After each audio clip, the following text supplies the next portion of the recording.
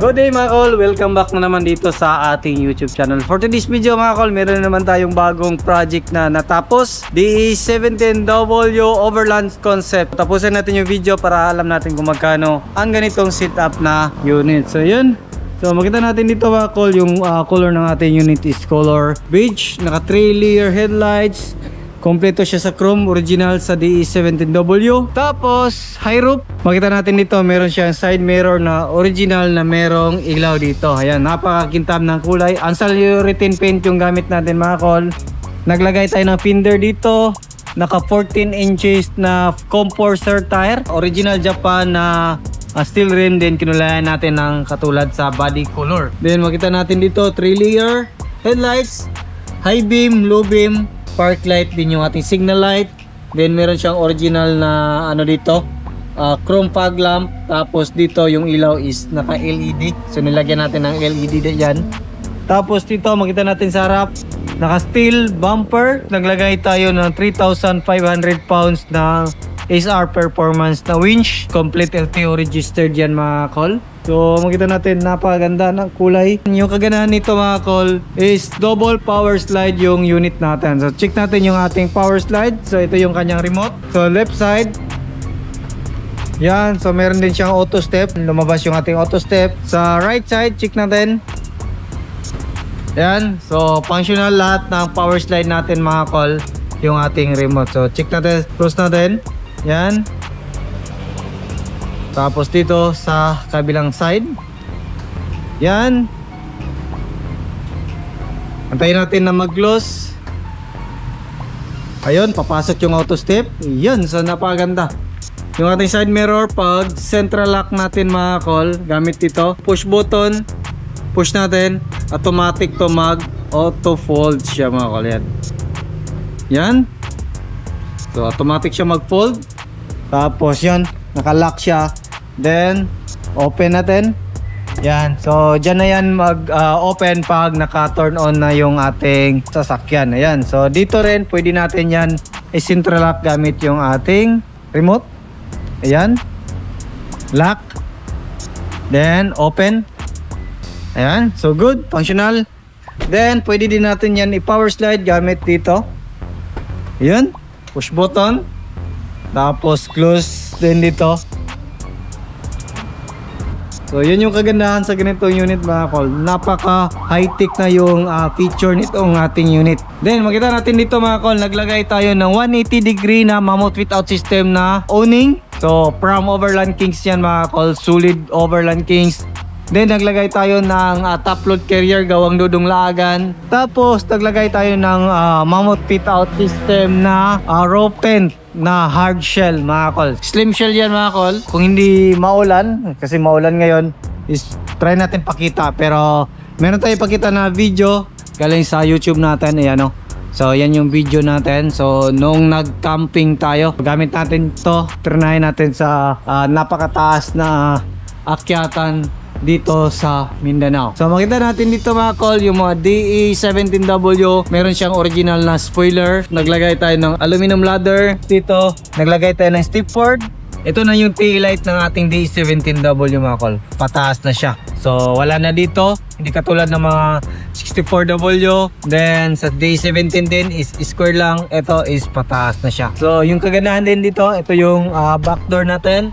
Pwede natin i-central lock yan gamit dito. Lahat na door na yan is magko-close. Yan. Sarado.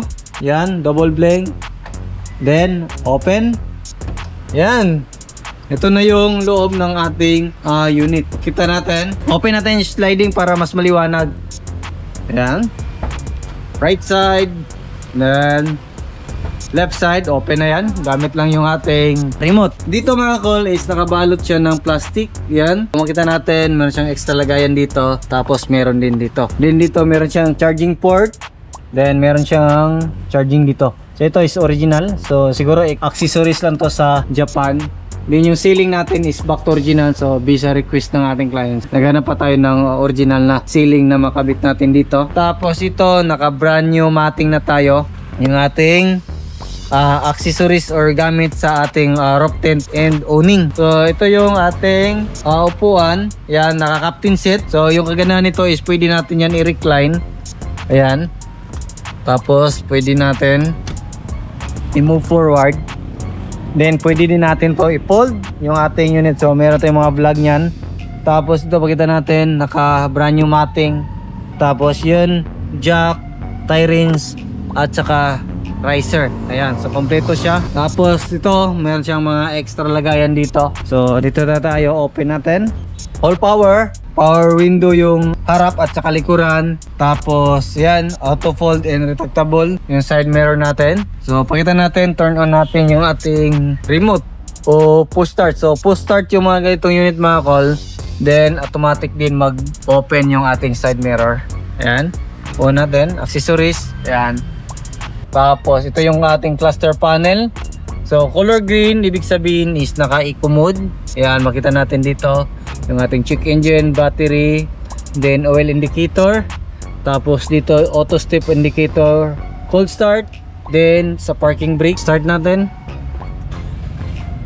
Blink po yung ating auto step kasi nakalabas yung ating auto step. Yan, ito yung ating steering wheel, stock. Then naglagay lang tayo ng steering wheel cover. Naglagay tayo ng digital temperature gauge dito. Ito yon. Naglagay tayo ng 9 inches Android touchscreen stereo with reverse camera. Naglagay din tayo ng dashcam dito mga call. Ayan. So lagyan natin yan ng memory mamaya.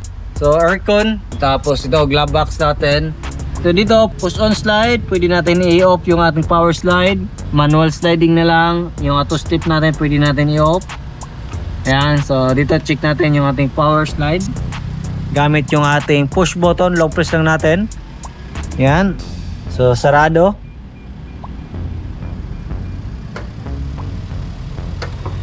Yun. Tapos dito sa kabila right side naman. Ayan. Ayan, so nag-close na siya. Itong mga 17W mga sa atin dito is pinapagana talaga natin yung ating radar brake support. So automatic po pag-brake yung ating sasakyan. Kung halimbawa hindi natin namalayan na merong biglang dumaan tapos hindi tayo makapag-apak ng brake, automatic po magbe-brake po yung ating unit. So yan yung gamit sa radar brake support natin mga kol, or RBS system. So check na tayo dito sa makina natin. So dito. So ito yung makina natin. Yung makina natin is RO6A engine VVT. So 12 valve po ito mga call. Naka timing chain. Tapos turbo. So yung mga ganitong unit is turbo siya. So yun, makita natin yung ating lines, mga vacuum, injector. Dito yung oxygen sensor natin. Dito tayo mag-refill ng ating engine oil. Then dito yung ating VVT solenoid.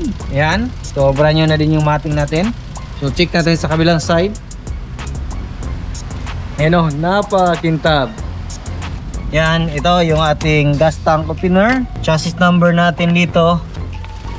Ito makita natin yung ating alternator, aircon compressor. Dito tayo mag-check ng ating engine oil. So ito yung ating sa ATF natin or yung ating automatic transmission fluid. Yan, dito yan. Tapos dito yung ating main fuse box, din yung ating air filter housing, din dito yung ating ECU. Then ito naman yung ating throttle body mga kol, full electronic. Then yung ating map sensor. Dito na tayo sa harap, sa hood natin. Hood opener nandito. Check natin. Ayan. Ganda. Dito, medyo madumi, hindi nakita ng tao natin. So dito makita natin yung ating coolant reservoir, windshield washer reservoir, din yung ano natin sa ating switch sa ating winch, pwede din sa remote. Yan. Yan, out. Yan. Ayun, so function lahat mga call. Yan yung setup natin ngayon mga call. So yung basic setup nitong ating D17W running condition, pag 4x4 double power slide mga call is nasa 450,000. So medyo mataas tong ganitong unit mga call kasi top of the line to. Tapos mahal pa din sa ating mga supplier. Ganitong setup, all in kasama yung upgrades, roof tent, awning, nagpalaki ng gulong, front and rear bumper, ay umabot ito ng 685,000 all in na yan mga call. Kasama yung mga upgrades sa ating unit. Yung upgrade dito mga call is yung ating awning, RTT, roof rack na full, tapos front and rear bumper, naglagay tayo ng ladder, tapos dashcam, tapos digital temperature gauge, mud-terrain tire, then fender. So yan yung mga upgrades dito, kaya umabot siya ng 685,000. So yan lang siguro yung ating vlog for today. Maraming salamat sa inyong patuloy na pagsubaybay. Sa bago lang sa ating channel, don't forget to like, share, and subscribe. Then click na rin yung notification bell para updated kayo sa ating next video uploads kagaya ito. Pahabol ko lang mga call, nag-accept din tayo ng repair and maintenance dito sa shop natin. At saka liawi plan sa mga minivan. So yan lang muna, ingat and God bless sa ating lahat.